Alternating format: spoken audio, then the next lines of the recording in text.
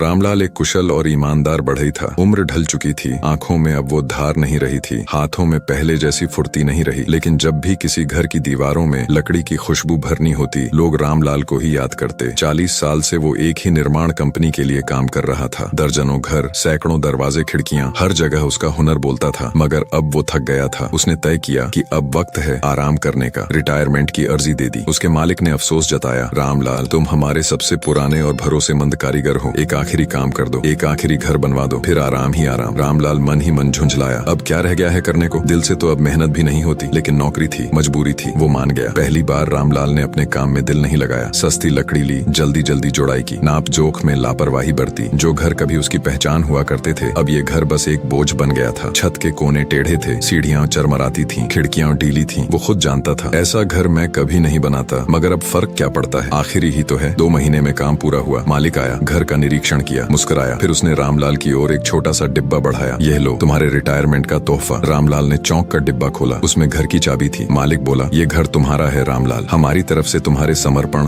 और मेहनत के लिए एक छोटा सा उपहार। तुमने दूसरों के लिए इतने घर बनाए, अब ये तुम्हारे लिए। रामलाल जैसे वहीं जम गया। उसके चेहरे का रंग उड़ गया। वो घर जिसमें उसने मन नहीं लगाया, जिसमें सस्ती चीजें लगाई, जिसे सिर्फ काम समझकर निपटाया, अब वो घर उसका अपना था। रामलाल चुपचाप घर के भीतर गया। सीढ़ियां चढ़ी जो चरमरा रही थीं, दीवारों पर हाथ फेरा जो सही से जुड़ी नहीं थी, खिड़की खोली जो ढीली पड़ी थी। हर कोना, हर नुक्कड़ उसे खुद की लापरवाही का आईना दिखा रहा था। उसकी आंखें भर आईं। उसने खुद से कहा, काश अगर मैंने इसे अपना समझकर बनाया होता। तो दोस्तों, जिंदगी भी ऐसी ही होती है। हर दिन जो हम आधे मन से जीते हैं, वो हमारे ही भविष्य की नींव बनते हैं। हर काम, हर रिश्ता, हर फैसला जो बस निपटाने के लिए किया गया हो, वही एक दिन लौटकर हमें मिलता है। इसलिए मेहनत करो पूरी निष्ठा से, क्योंकि बनावट दिखती है पर मेहनत बोलती है। आपका क्या मानना है? क्या कभी आपने भी किसी मौके पर चलो जैसा भी हो कर लो वाला रवैया अपनाया है? शायद अब सोच बदलने का समय है।